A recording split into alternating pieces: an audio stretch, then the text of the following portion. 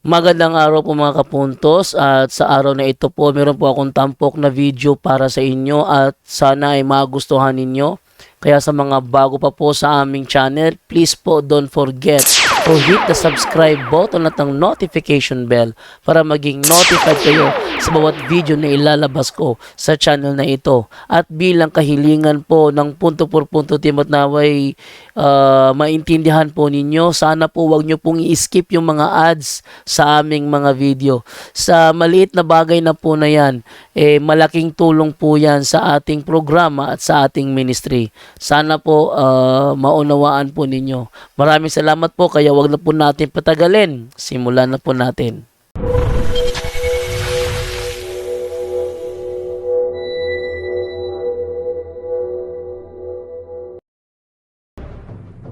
Bro, ning kuan ba ning sa unang Korinto 14:30 ya. 30 ba to?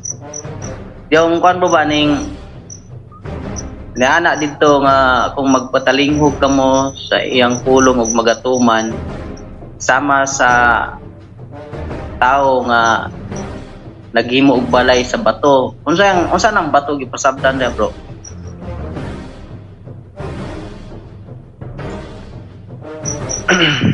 Ano yung tanong mo, bro?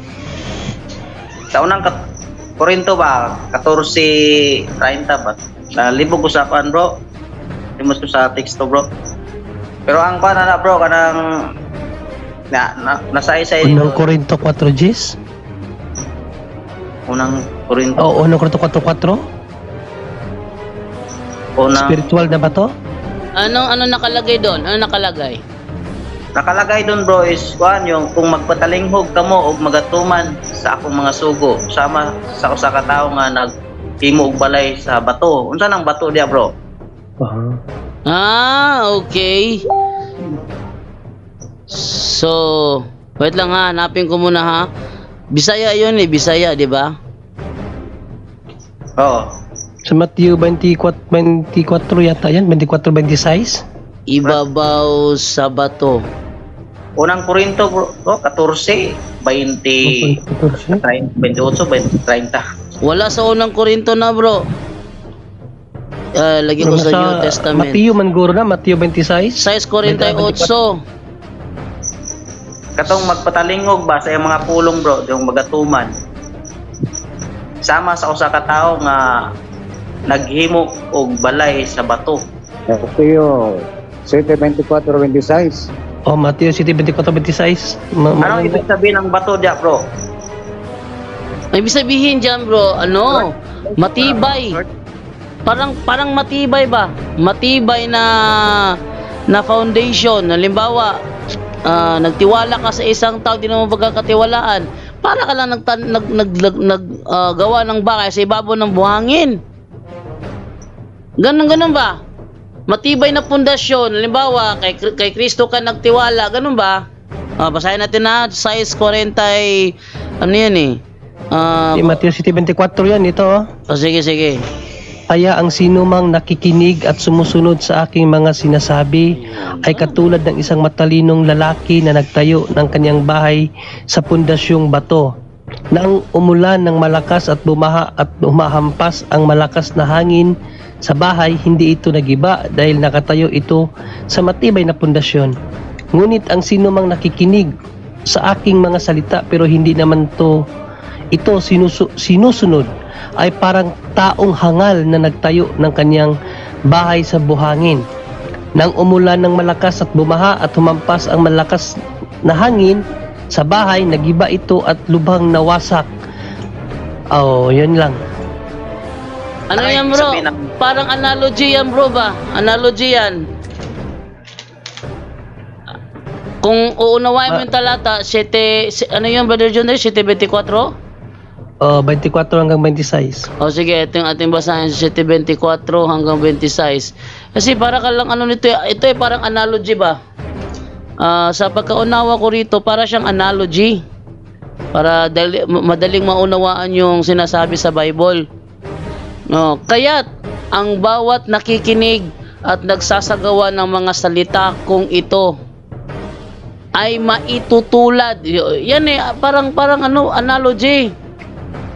Ay maitutulad sa isang taong matalino na nagtayo ng kanyang bahay na ang pundasyon ay bato. Ibig sabihin na ano ka, parang napakatibay ng iyong pananampalataya, yung paninindigan mo, pananampalataya mo napakatibay kasi tinatag mo sa ibabaw ng bato. Yung bato dyan is, ang meaning niyan, matibay na pundasyon. Parang ano ba? Analogy yan bro, analogy. Para bang ano, ako nagsasalita minsan, talagang may halong analogy. Yan analogy bro. Halimbawa, yung tiyuhin ko. Yung tiyuhin ko, nung namatay yung kanyang asawa, sabi niya sa ibabaw ng puntod ng kanyang asawa, samar ako sa usa ka himungaan nga naibtan ug usa ka pako. Ano ba sa Tagalog yun? Para akong inahing manok na tinanggalan ng isang pakpak. Oh, analogy yun. Analogy So, tawag doon bro. bro, Ha? yung context ani is kuan gyud kanang sa imong pagtuo. Okay? Yes. Sa iyong pananampalataya, ibig sabihin, kahit sabihin mo, Lord, Lord, nagpagaling kami ng mga kitungin, Lord, nagpalayas kami ng demonyo. Kung ang iyong pananampalataya naman ay mahina, nakinig ka sa kanya. Ginawa mo yung ipinapagawa niya. 7:31 yata ng ano yun? 8:31 ng Juan. Basahin ko muna ha. Sabi sa Juan 8:31, eto sinasabi. Sinabi naman ni Jesus sa mga Hudiyong naniniwala sa Kanya, kung patuloy kayong susunod sa aking turo, kayo nga'y tunay na mga alagad ko. Sabihin, sumunod ka sa Kanya. Hindi lang basta nakikinig ka, gawin mo. Marami kasi sa mga tao kasi ngayon, sa ating panahon ngayon, nakikinig din naman ginagawa. Malamang isa dun sa mga yun ay tayo. Malamang pwede rin, no? Pwede tayo na isa sa mga yun. Nakikinig nga tayo. Akalain mo, linggo-linggo na lang yung ebanghelyo, may nagpapaliwanag pa, reflection pa, tapos ganun pa rin. Kahit para bang ano ba, sinasabi sa Biblia ba, na 4:25 ng Epeso ba yon? Basahin ko ha. Epeso 4:25, sabi ganito, dahil dito itakwil na natin ang pagsisinungaling at tayong lahat ay magsabi ng totoo sa isa't isa sapagkat tayo ay bahagi ng iisang katawan. Magsabi ng totoo, pero tanungin mo, ano ba yung 94 sa dulo ng CCC 2170? Ayaw sagutin, dan maasin. Oh, Brother Jando, parang ganun ba? Ayaw sagutin, dishonest. Ito ang basahin natin ang komentary sa simbahan. Sabi Oo. dito, ang sinumang nakakarinig sa aking mga salita, tinutukoy ni Jesus ang mga nakikinig sa kanyang salita ay sumasampalataya. Naniniwalang sila ay ligtas na sila, masigasig nila sa Masigasig sila. para masigasig nila na simula para itayo ang ating buhay sa matatag na mga pundasyon gaya ng pagninilay sa Biblia. Ibig sabihin pala na ang pananampalataya natin, yung pagsunod natin sa mga utos ng Panginoong Jesucristo, sounds like pinagninilayan natin ang mga utos ng Diyos na nababasa natin sa Biblia. So, yun ang ibig sabihin pala ng Panginoong Jesucristo, na para kang tagapagtatag ng pundasyon, no? Wala namang ibang tinutukoy diyan natin Panginoong Jesucristo naman kasi siya ang foundation of the word, siya ang foundation of all things. So, yun ang point pala ng Panginoong Jesucristo diyan, kapatid, ayon sa simbahan, na ang pakikinig sa kanyang salita at ginagawa, tayo ay may pananampalataya. At hindi lang tayo nananampalataya, kundi sinusunod din natin lahat ng mga sinabi ng Diyos na nakasulat sa banal na kasulatan. Yun ang komentary ng simbahan, kapatid. Yun ang meaning ng bro. Tama yung kay Burjando na paliwanag, dinagdagan lang niya ng mas madaling maunawaan.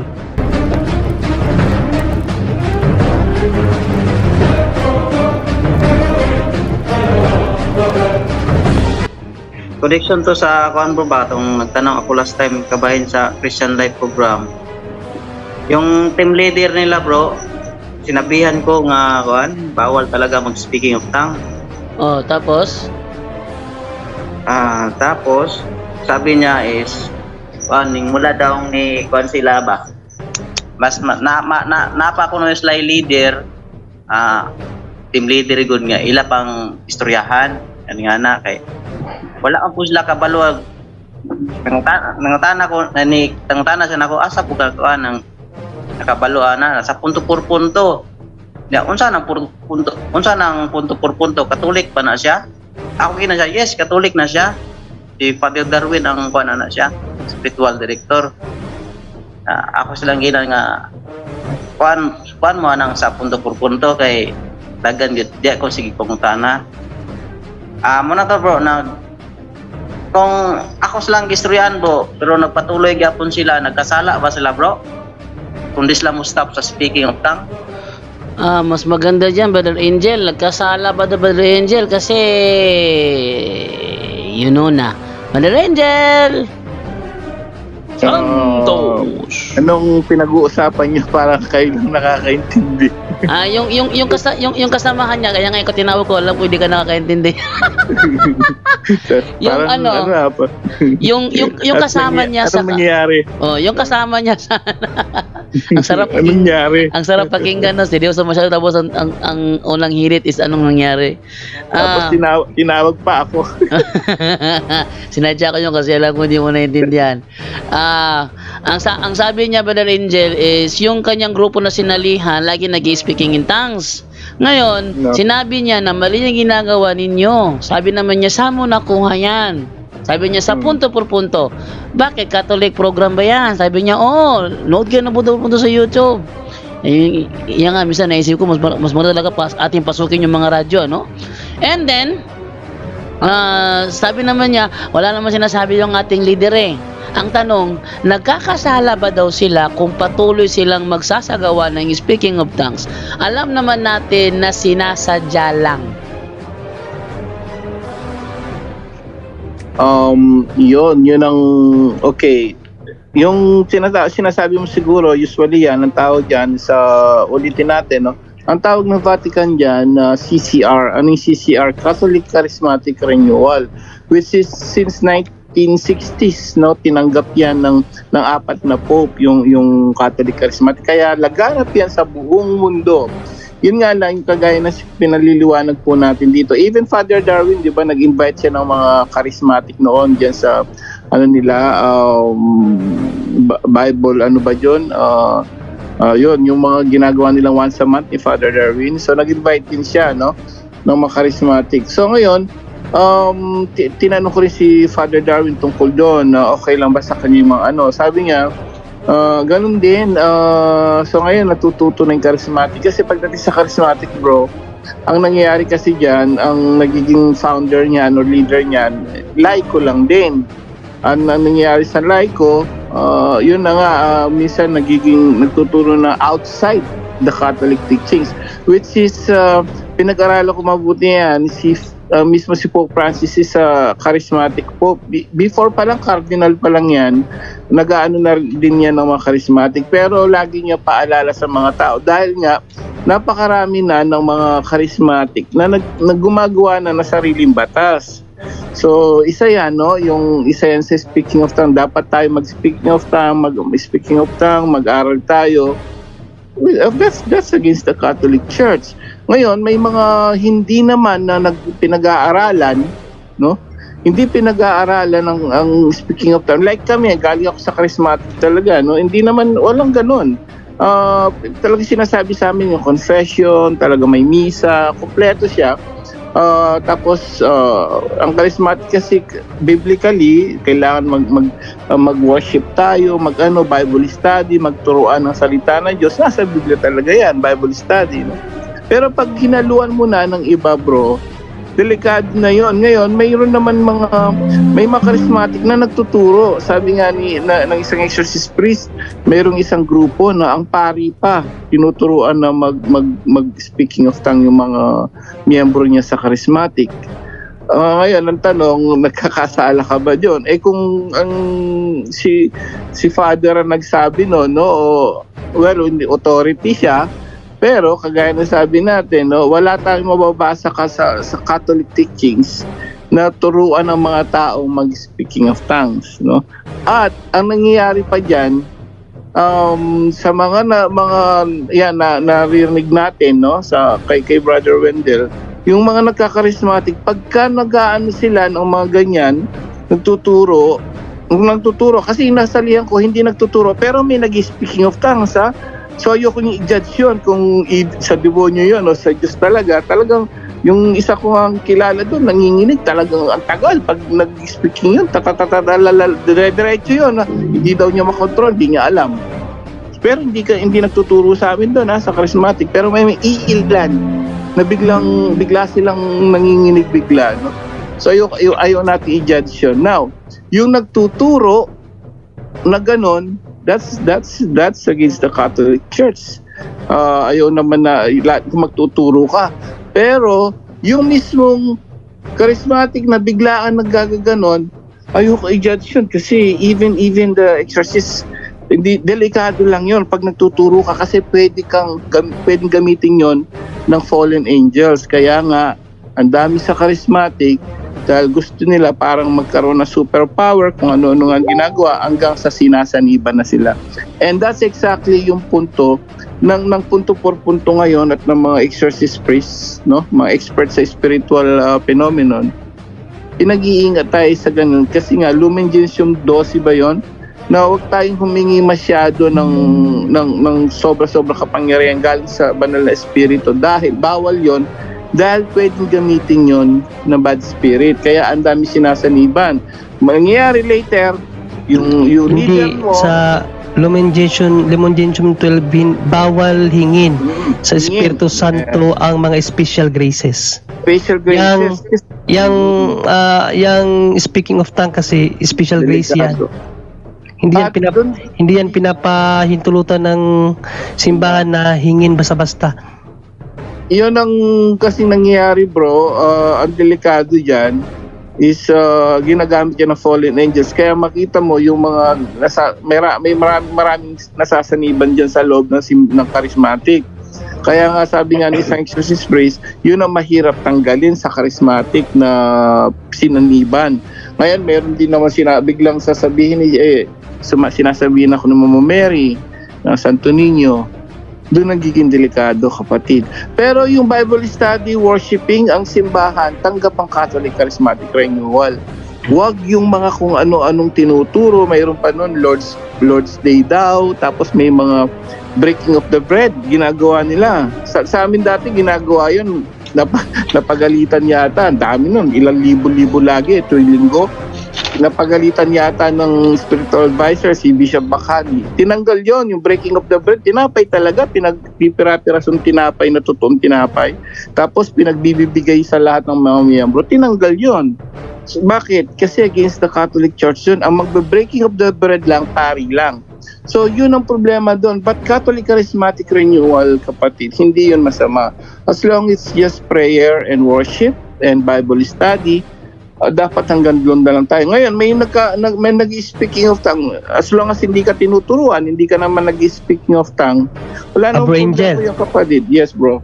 Hindi pala yun extraordinary grace, extraordinary gift. Ito, basahin Yes. ko ha. Pinagbabawal talaga ng simbahan. Ito, Vatican II, documents to ng Vatican II sa Lumen Gentium number 12. 12. Sabi dito, extraordinary gifts. So, kasali dyan yung speaking of tongues. Extraordinary gifts are not to be sought after. So, hindi talaga dapat siya hinihingi.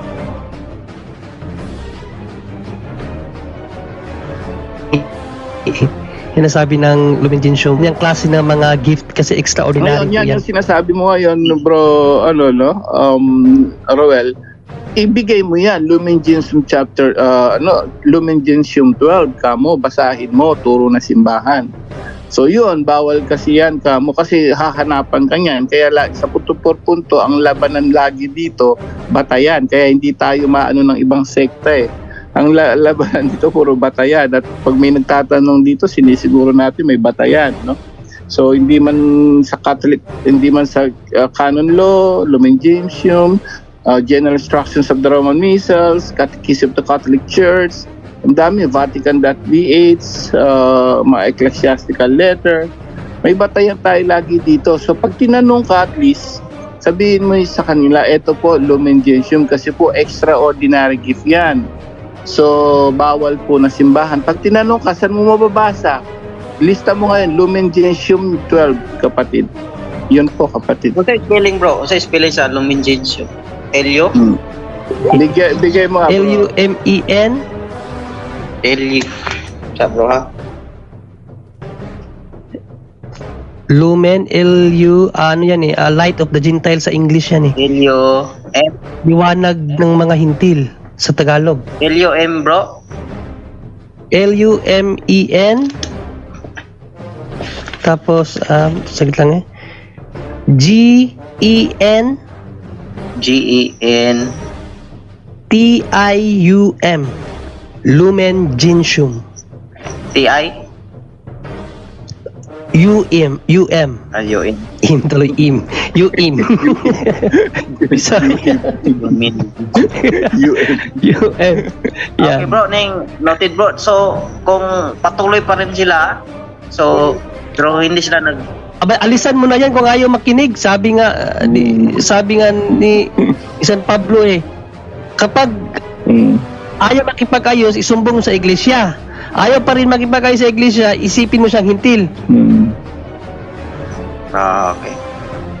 Pag ayaw maniwala, ay alisan mo na. Ikaw, alaayaan mo silang mapatuloy dyan kasi hindi mo naman sila mapapangaralan kasi mag-aaway lang kayo. Di, ayaan mo na. Kung ayaw nila makinig sa'yo, at least ikaw nasabihan mo na sila at iwas ka na kasi may babala ng simbahan na wag hingin. Sabi nga ng simbahan, wag hingin ng mga ganyang bagay, hingi pa rin sila ng hingi. Against the deposit of faith, no? At delikado po 'yan. Kung Pwede tayong mapatawan ng ano bro? kung sinabihan ko na sila ba, tapos continue rin gyapon sila, so kami na lang umalis sa aking asawa. Alis na kayo. Hindi naman ninyo kawalan eh. Kasi siyempre gusto mo lang sige si Bro Angel ang sasagot pala niyan sa'yo, hindi pala ako. Bro Angel. Hindi, okay lang yon kapatid, no? Pero yung kagaya na sinabi natin, no? Depende. Ako sabi ko, ang lagi kong inaano dito, kung nagtuturo sila ngayon, kung sila pero nasa sayo pa rin yan dahil kung sila ay nag-speak yung tang na paisa-isa lang kung sino-sino lang, hindi naman tinuturo, focus ka dun sa Bible study. Huwag ka naman umalis kasi nakakadagdag ng ng faith yun. Pag lagi ka nakikinig, may ka-group ka sa prayer meeting. Isa yan kasi sa turo na simbahan, magkaroon tayo ng community group talaga. Pinasasamahan tayo sa community group na simbahan para mas mapalawak ang kaalaman natin sa turo na simbahan at ng Biblia. What makes it kasi na nagiging problema is yung leader nagtuturo na naman medyo ibang turo na hindi naayon sa simbahan. Kaya sabi ni Pope Francis, Catholic Church were reminded, nire-remind niya kasi ay Catholic Charismatic reminded na mag-focus pa rin tayo sa Catholic teachings. Pwede mag-Bible study, prayer and worship, no? So, minsan, nagkakamali spirit, invocations at kahit nga simbahan, nagkakamali spirit. Kahit dito, halina Espiritu Santo. So, yung kamali spirit, walang masama doon kasi nag-invoke ka para lumakas ang spirit mo. Hindi saniban, ha? Wala po mga problema doon. Ang problema, pag nag-o-over na. Ngayon, nasa sayo, kung tagtuturo sila ng ganyan, which is bawal nga, delikado, yun nga, may nasasaniban talaga, ginagamit. So, nasa sayo yun, kapatid. Kung gusto mo naman lumawak ka pananampalataya mo, Bible study, ayaw naman ka naming ihinto sa ganon, but careful din. Kapag alam mo yung natutunan mo rito, bawal, wag mong gayahin. So, wag ka na lang mag-ganon. Halimbawa, dito tayo, speaking of tongue session, mag-aaral tayo, iba na yon. So, o mag-breaking of the bread tayo, wag mong gawin yon. O mayroon charismatic, may tinatawag silang Lord's Day, Sabado. May sarili silang pagsamba Sila eh. Lord's Day. Yun ang punto ni Pope Francis. Huwag kayong magturo ng ibang turo ng kasi delikado nga naman, lalo na speaking of lang. Nasa sayo kapatid, no? Kung ako sa'yo, focus ka dun sa Bible study nyo. Pwede naman yun, walang problema. Pagdating dun sa alam mo, bawal, huwag ka Ingat din. Ingat din kasi kahit pa Bible Oo. study, iba naman yung turo niya. Mas maigi kung Bible study, CFD ka mag-attend. Hindi lang yun. Minsan, Fully fit defender. Sigurado minsan pag yun. hindi sila aral, minsan nag-iiba yung sa mga Bible preacher dyan sa charismatic, nag-iiba. Ako rin, Nag-i-interpret yan. naranasan ko yun. Iba yung interpretation nila. Ngayon, nalaman ko dito sa punto por punto, iba. So, mas maganda sa tamang sa tamang, sabi nga dito sa libro ko, Catholic Soul, Apologetica, sabi rito sa libro ko, Tandaan natin palagi, no, although ang church ngayon sa Vatican to maluwag na talaga, no. Dati kasi pari lang po, hindi po talaga pwede na ano lang talaga ang simbahan na nahikayat na talaga dahil hindi rin kaya ng mga kaparian na dipinsan ang ating pananampalataya kasi trabaho naman kasi nila magpalaganap sa ebanghelyo, gawin yung mga bagay na nagpapabanal sa tao. Yun ang gawain kasi ng mga pari, no? So sa pag-defend sa faith, mahihirapan talagang simbahan. Kaya nga sinali tayo mga Katoliko mga laiko, hindi naman talaga tayo kasali diyan. Yung inutusan ng Panginoon diyan, mga pari lang. Pero dahil may kapangyarihan kasi ang simbahan na magtalaga, so sinali tayo. Pero wag nating abusuhin. No? Kaya nga palagi kong sinasabi dito, Centericum Ecclesia. To think together with the church, hindi yung nakapagbasa ka lang, nakatuto ka lang ng ilang pag-aaral sa simbahan, ikaw na ang magbibigay ng sariling unawa. Hindi po pwede yung ganun, no? Kaya ingat pa rin, kahit pa may Bible study kayo dyan, iba ng espiritong nag-handle niyan kasi ayaw niyang makinig. Sinabihan mo na hindi yan pwede, bawal simbahan, ayaw pa rin makinig. Pride na yan, hindi na yan sa Diyos na spirit. No? Wala mang problema yung kay Bro Angel na nasa sayo pa rin yan kasi pero kung ako, hindi na talaga ako makikinig dyan. Ba't pa ako makikinig? Ayaw nga niya makinig sa akin Ikaw mas alam ka kung ano yung totoo, ano yung dapat na aral. Diba? Oo nga bro, please. Madidivide ang ano mo dyan, madidivide ang wala kang focus dyan kasi may doubt ka na every time magsalita siya, hindi ka makakakonsentrate kung totoo ba yung sinasabi niya kasi ayaw nga niyang una-una sa lahat dyan kapatid, hindi siya nag-aaral sa aral ng simbahan kasi kung nag-aaral siya, alam niya yung mga bagay na yan. Tama. Yes. Bro. Hindi, tsaka dagdag lahat din, ang naging problema sa mga Bible preacher din, yung theological context ng Biblia. Minsan, hindi nila alam. Although, biblical yun, bro. Yung nasa Biblia yun Colossians 3:16, bro. Junri, pakiano nga. So, ano yan, Bible bro, dyan? study, Colossians chapter 3 verse 16, MBB. Bible study, Colossians. worship, Yung gawin ang lahat ng bagay sa pangalan ng Panginoon. yung 3:16 lang muna. Yung 3:16 lang. Sige. English? Hindi, Tagalog bro, para Tagalog. mas maintindihan na. Pwede Sige. yung Bible study naman, pero dapat yung proper na tao talaga pakinggan. Okay, so ito yung mababasa natin. Manahanan nawang sagana ng inyo ang salita ni Kristo. Ayon sa buong karunungan, kayo'y mangagturuan at Yan. mangagpalalahanan sa isa't napakaganda nito, mag-alalahanan kayo Sa isa't diba? isa. Sa isa't isa sa pamamagitan ng mga salmo at ng mga himno at mga awit na ukol sa Ukol sa Espiritu Espiritu. Ayan, yung charismatic talaga yan. Biblical yan. na magsiawit kayong may biyaya sa inyong puso sa Diyos. Charismatic yan. But the problem is, yun nga, yung turo niya, alam mong bawal, delikado talaga, lalo na sabi nga dun sa Catholic Soul kong libro, binigay pa nga ni Father Abet yan sa akin dahil alam niya interesado ako.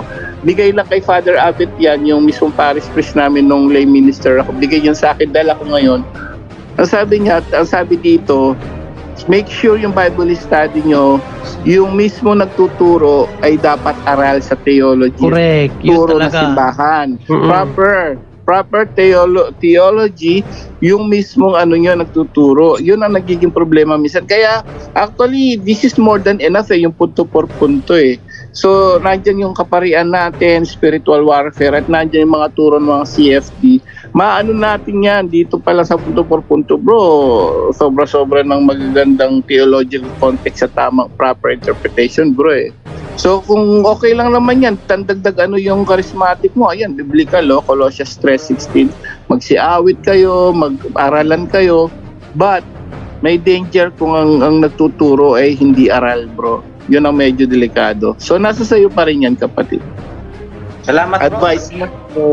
Yes, advice lang naman ang sa amin. Yes, bro. Advice. Okay, dito sa punto por punto, Ning, marami tayong malalaman ba? Tapos i-share po nato sa uban kasi hindi nga nila alam nito.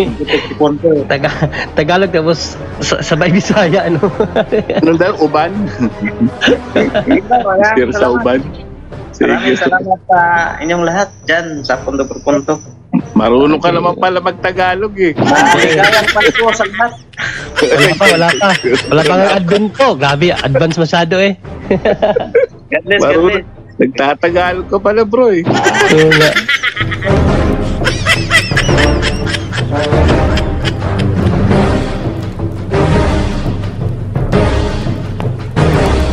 Kasi bawal po talaga yung sa ating sarili na basa ka lang ng Bible, wala ka nang pinagkaiban yan sa protestante. No? Tayo, mayroon tayong mga tradisyon, kaya nga basa tayo ng tradisyon, lalong-lalo na yung mga paliwanag galing sa obispo. Yun talaga, kasi sa fundamentals of Catholic dogma, ang dapat tanggapin natin na paliwanag talaga, yung masasabi nating dogmatic talaga, pahayag ng mga obispo, pahayag ng Santo Papa, at yung sa basta yung mga may nihil obstat o imprimatur. Yun talaga ang the best na pag-aralan ng mga Katoliko tulad natin. Kasi kung tayo-tayo lang, resulta niyan, wala tayong pinakaiba sa protestante niyan, no? Okay lang naman kung tama naman yung ano natin. Iba din kasi kapag marami ka nang naaral, medyo mai-inline mo na yung mga sagot mo sa katuruan ng simbahan. Okay yun, pero pag humiwalay na, tulad ng halimbawa yung yung speaking of tongue, kahit ang dami na yung narinig na bawal, ginagawa pa rin, iba na yun, hindi na yun sa Katoliko, di ba? Sabi nga, Sintericum Ecclesia, dapat magkaisa tayong lahat kasi there is only one faith. Tandaan yan, sabi ni San Pablo, isang pananampalataya lang. Huwag yun ang dalawahin, isang pananampalataya lang yan. Kung ang pananampalataya ng simbahan, bawal hingin ang tinatawag na ordinary gifts, ba't mo hinihingi? Di ba? Ganun lang yan kasimple, gawan mo lang ng logical reason. Kahit hindi mo nalaliman ang pag-aaral, mauunawaan mo ng madali. May binasa na galing talaga sa simbahan. Ngayon, nakarinig ka. Magdadoubt ka pa ba? Tulad ng kagabi lang, mayroon na naman akong nakadebate kasi punto supporter pa naman. Yun pala, ayaw niya tanggapin ang receiving by hand na Eucharist. Hindi, ginisa ko. Tinanong ko siya ng tinanong. Sabi ko sa kanya, sa Mateo 26:26, English pa naman yung banata namin, na dumugo yung ilong ko. Sabi ko, sa Mateo 26:26, binigay ng Panginoong Jesucristo. Kasi ang post niya kasi nga, di ba, sa Vatican I, hindi, bawal naman talaga by hand. By hand, bawal by hand. So, ikwento ko, baka nakinig siya ngayon. Pinost doon na bawal ang ano talaga, no, ang by hand using the yung Vatican I. Parang nawala na ng saysay ang Vatican II. Kaya dinirekta ko siya biblically. Sabi ko, ang Panginoong Jesucristo nung itinatag niya ang Eucharistia, pinatanggap na ito by hand. By hand nga. Tanong ko sa iyo ngayon, kasi sabi niya kasi ang tatanggap daw ng by hand, ikukundima. Yun ang batas ng Vaticano I. Talagang yun ang batas ng Vaticano I. Sabi ko sa kanya, nung ibinigay ng Panginoong Jesucristo ang kanyang katawan sa kanyang mga alagad, at sinabi niya, take it, hindi naman niya sinabing nga. Sabi niya, kunin niyo at kanin. O sabi ko sa kanya, dapat bang ikundima ang Panginoong Jesucristo na ibinigay niya ang kanyang katawan sa pamamagitan ng kamay, pinapaabot sa kamay. Then sabi niya, may inano siya sa akin na pari. Sabi ni Father na ganito, iano mo, kung gusto mo, kausapin mo sa Father. Sabi ko sa kanya, hindi ko naman kailangan kausapin si Father kasi hindi naman ako against na tanggapin sa kamay dapat. Hindi naman ako against doon. Ang against ako, yung sinabi niya na kapag tinanggap mo sa kamay, ikukundima ka. Yun ang sabi ko sa kanya. Kasi sabi niya, hindi siya against sa Vatican II. Sabi ko, kung hindi ka against sa Vatican II, ba't ayaw mong tanggapin yung katuruan ng simbahan sa Vatican II, under by Vatican II, na ipa-receive by hand? Okay lang basta in proper disposition of morality and with respect, with adoration. Sabi ko sa kanya ganun. So, ikaw ang mali kasi tanggap naman ng Vatican II, pero ang problema sa kanya, tanggap ng Vatican II, pero hindi lahat ng aral ng Vatican II, hindi niya tanggap.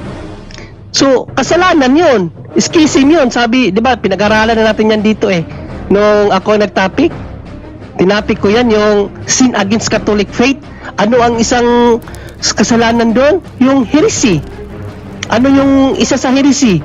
Yung namimili ka kung ano lang yung dapat mong tanggapin na aral ng simbahan.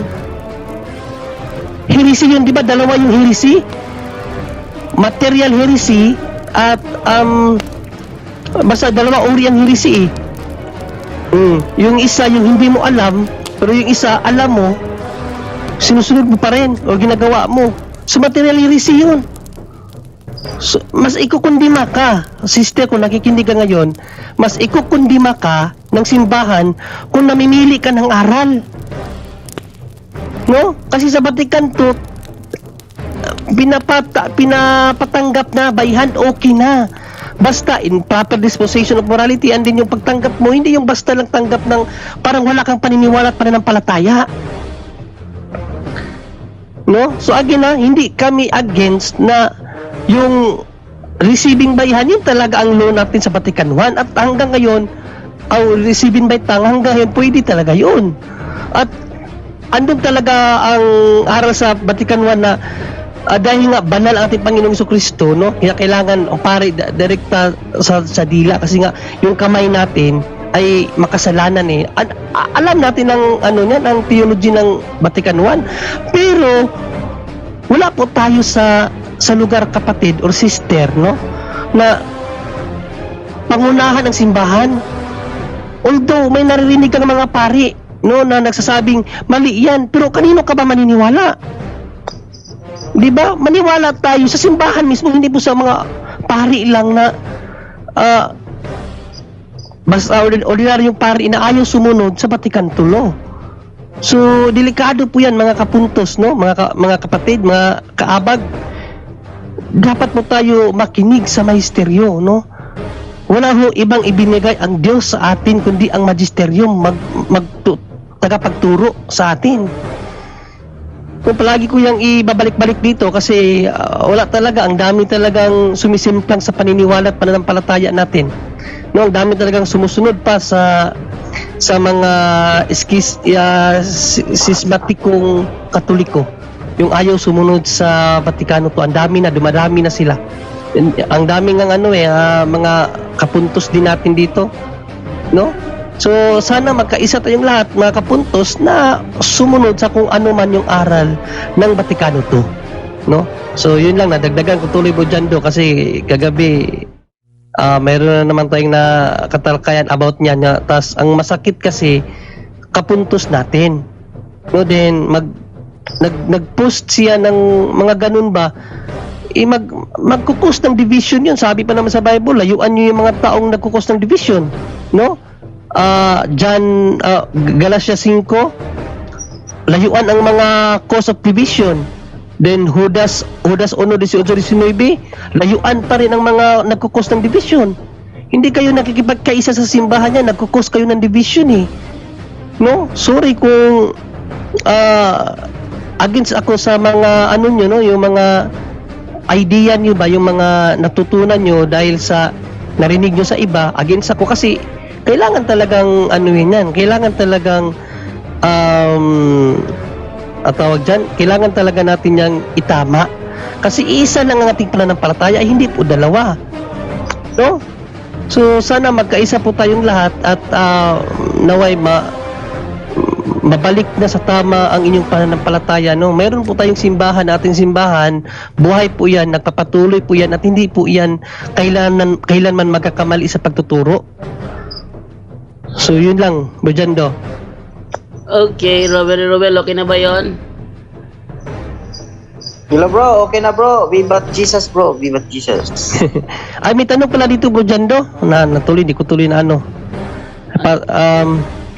Saan na yun? Baka may mapasunod pa tayo. Wala tuloy da. Wait lang ha. Pasagot natin to kay Brutata naman, di pa yata nakasagot si Brutata.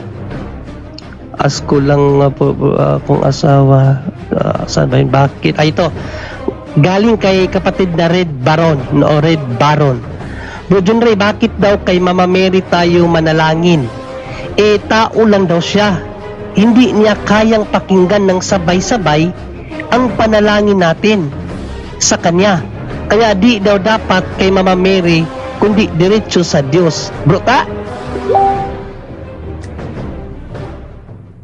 At si Bro Romel dyan, bro, minsan tawagin mo din. Oo nga pala, si Bro Romel din. Sige, si Bro Ta muna. Bro Ta, marami namang tanong dito eh. Bro Ta? Tata left. Nawala Tata na. left ba? Agi, Bro Romel?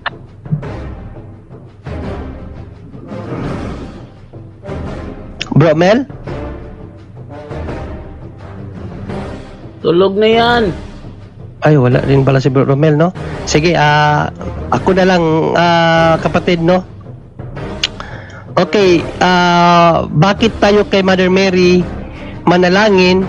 Hindi naman siya Diyos at hindi niya maririnig ang ating panalangin lahat. Tandaan natin, kapag tayo po ay mapunta na sa langit, magiging tulad tayo ng mga anghel, no? Mateo 28 yata yun, 22, 20 sa mga ganong talata. Magiging tulad tayo ng mga anghel at alam naman natin ano ang trabaho ng mga anghel, no? Pero specific kasi kay Mother Mary, ayaw ko na lang sagutin yun kasi sa santo yun. So kay Mother Mary tayo, bakit tayo kay Mother Mary? Okay, may pangako ang Diyos, no? Sa Genesis 3:15 na kakalaban kay Satanas. Okay? Ito ang ating mababasa. I will put enmity between thee and the woman. Okay? Sino tong woman na ito na sinasabi, no? And between thy seed and her seed, and it shall bruise thy head, and thou shall bruise his heel. Okay? So, malinaw dito na mayroong woman na kakalaban kay Satanas na itatalaga ng Diyos. Sino ba yung woman na yan? Na maging kasangga ba yan? Yung kanyang adversary ni Satan. Sino ba yung woman na yan? Pinakilala ng Panginoong Jesucristo sa atin yan, no? John 2:3. Sabi ni Panginoong Jesucristo, and they wanted wine. The mother of Jesus said unto him, they have no wine. And then Jesus said unto her, woman. Yan, pinakilala na ni Panginoong Jesucristo ang woman, na yung woman pala, yun yung nanay niya, no? Ang ating inang Birheng Maria na magiging adversary ni Satan. Siya ang tatapak sa ulo ni Satan. Okay? Then, ano pang sinabi ng Panginoong Jesucristo nung bago siya maputulan ng hininga? John 19. Sabi dito, when Jesus therefore saw his mother and his disciple standing by whom he loved, he said unto his mother, Woman, behold thy son. No? So, ayon sa mga teologo, yung pagsabing son dyan, hindi yan tumutukoy lang kay John the Baptist, kundi sa simbahan mismo tayo. At nag-i-imply daw yan na ng relasyon between woman and the church. Okay? Ngayon, ano ba ang ano ng woman na yan, ni Mother Mary, ano ba ang kaniyang propesya sa kanyang simbahan? Ano ang dapat gawin ng mga mananampalataya? Okay? Ito sinabi sa Luke 1:48, ito yung propesya ni Mother Mary na walang ibang nakatupad, mga Katoliko lang. Okay? For he hath regarded the law state of his handmaiden. From henceforth, all generations shall call me blessed. Lahat ng henerasyon, tatawagin siyang mapalad. Ngayon, lahat ng henerasyon since sinabi niya yan, lahat, walang putulan kasi lahat ng henerasyon from generation 1 to generation natin ngayon. All generation shall call me blessed. Question. In Christian world, sinong Katoliko, sinong Kristiyano ang nakatupad sa hula ng Inang Birheng Maria na noon pa nagtatawag na sa kanya ng blessed through prayer? Sino? Di ba Katoliko lang? Kaya biblical po ang pagro-rosary natin. No, kasi unang-una, Hail Mary, sino ang unang nagsabi niyan? Ang anghel, salutation niya ng anghel. Kanino galing ang salita ng anghel? Sa Diyos. Pinadala ako ng Diyos dito para sabihin sa iyo, Hail Mary. Kung ang Diyos ka nagsabi sa kanya ng gano'n, tayo pa kaya hindi? Full of grace. Puno ka ng grasya, sabi ni Gabriel Angel. Di ba? Blessed are you among women. Ito yun. Ito yung talata na yun. And blessed is the fruit of thy womb, Jesus. Oh, Galatia 4:4, unang Pedro 3:19. Ang bunga ng kanyang tiyan. 'Di ba? Napaka ang rosary, napaka biblical po niyan. And then yung Holy Mary, Mother of God, pray for us sinners, panalangin na po ng simbahan 'yan. Pero yung first part, napaka biblical po noon. No? Pwede kasi tayong lumapit ayon kay San Pablo. Okay, sa mga santo. Hindi lang kay Mother Mary kay sa mga santo. Hebrews 12:23. Umpisahan natin sa 22. Gamitan natin ng Tagalog para mas maganda ang salin. Ito ang sinabi dito, no? Sa halip ang nilapitan ninyo ay bundok ng Sion at ang lungsod ng Diyos na buhay. Ang Jerusalem sa langit, kinaroroonan ng di mabilang na anghel. Dumalo kayo sa masayang pagtitipon ng mga itinuring na panganay. Ang kanilang mga pangalan ay nakatala sa langit. Lumapit kayo, napakaliteral niya, no? Lumapit kayo sa Diyos na hukom ng lahat at sa mga espiritu ng mga taong ginawang ganap. Lumapit daw tayo sa mga taong ginawang ganap. So, mali ba nalapitan natin ating Inang Birheng Maria? Kaya nga siya ang pinaka-highest pinaka-highest sa lahat ng mga santo, no? Kaya nga mayroon siyang titulo na Hyperdulia, no? Kasi siyang pinili ng Diyos na maging ng simbahan, kaakibat ng simbahan, di ba? Babae, woman, sino yung woman na yun? Ating Inang Birheng Maria yun, no? So, biblical po, kapatid, no, na sino yung nagtanong na yun? Kapatid na Red Baron. Napaka-biblical po ang paglapit kay Inang Birheng Maria at sa lahat ng mga santo na nasa langit. Lumapit kayo. Yes, bro. Chapter 8, verse 3 to 4, dalangin ng mga banal. So, ito yung sa anghel at sa mga banal, no? Sa pahayag. Sa mismo ni Apostol Juan yan, mga banal para sa atin. No? Ito yung sinabi ko kanina na tayo nagiging tulad ng anghel. Ano bang gawain ng anghel? Tagapanalangin, no? So, kasama niya dito mga santo. Sabi dito, Dumating ang isa pang anghel na may dalang gintong sunugan ng insenso at tumayo naman sa harap ng dambana. Binigyan siya ng maraming insenso upang ihandog sa dambanang ginto na nasa harap ng trono kalakip ng dalangin ng mga hinirang ng Diyos. Yan o, dalangin ng mga hinirang ng Diyos, di ba?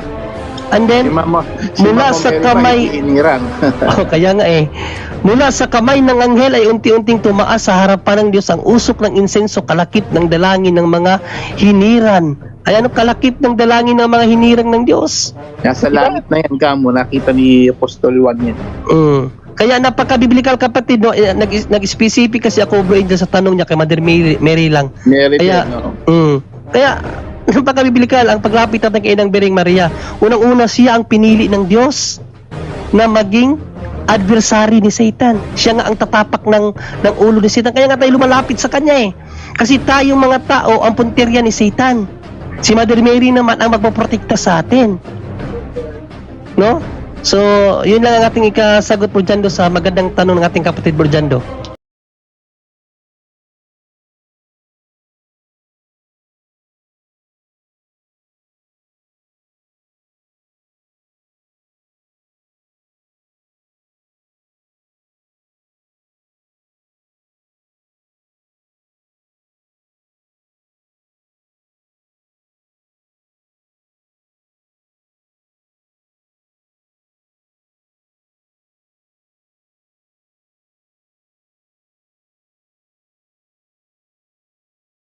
Oh, Oh, sorry nagkapagtawag muna sa restro ako. May itatanong lang ako kahit sino. Okay. Yung nangyari nung una, no, nung buhay pa si Father Fernando Chances, no? Suarez. Suarez, Jaime, no? Fernando Suarez. Mayroon siya ibang mga biniblisan niya nakukulaps. Hindi lahat kundi ang iba. Ano ba yun, Kwan? Anong masabi mo doon? okay. Ano masabi natin doon, Brother Angel? Ang tawag doon is parang slain, no? By the Holy Spirit. Na-slain sila, no? Bumabagsak. No? Tama ba yun? Oo. Yes. Slain. Bumabagsak sila. Mayroong sumasalo rin Para Yes, hindi so yung slain po kasi kahit sa charismatic maraming ganyan, no? Nanginginig pa yung iba, no? So pari po siya, hindi natin pwedeng yan, pero ang balita ko, ayoko naman yung mga dito, no? Ang although dapat may batayan talaga. Sabi ni Brad Tata yata, si Father Suarez daw may, ewan ko, totoo yun, pag in-investigan na, ayokong magsabing 100%, pero may may batayan yata, dapat may batayan tayo dito. Sabi po ni Brad Tata, isa sa mga nagdi-deliverance natin, deliverance minister, si Father Suarez daw yata parang may alagang duwende or something. So, yung kapangyarihan medyo hindi sure, pero siyempre maraming mga followers si Father Suarez. So, malangit na ang kaluluwa niya, no? Pero yun ang isang no? Kaya yun, yung slain, ayaw natin husgahan yan dahil unang-una, kailangan talaga yung nagpe-pray over may diagnose. So, nalaman nila bago nating yung nangyayari, kailangan siyempre may investigation pa yan, no? Diagnostic interview ang tawag dyan sa exorcism. Bago mo masabing ito ba'y nagle-lay hands, totoong divine ba o may divine intervention ba talaga o hindi po natin masasabi na divine talaga o hindi, no? Dahil Diyos lang nakakalam. At base kay mukhang delikado yun pag may alaga siyang duwende. Alam natin mga duwende, puti man o itim yan, fallen angels yan.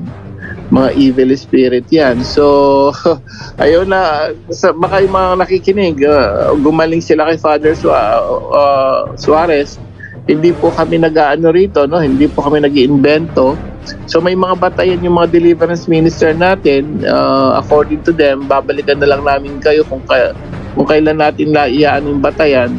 So yun po yung ano doon. So yung nangyayari bang ganon, kung totoo hindi po natin sinasabing sigurado na unless may batayan, dapat may batayan. Ito po parang ano lang, no? Ito po galing sa isang mga deliverance minister natin, si Bro Tata dito. Kaya wala na siya. Kailangan hingin din natin ang ano niya. So kung galing doon, delikado yun. Pinapasa niya doon sa ano, doon sa tao, tapos na-slain.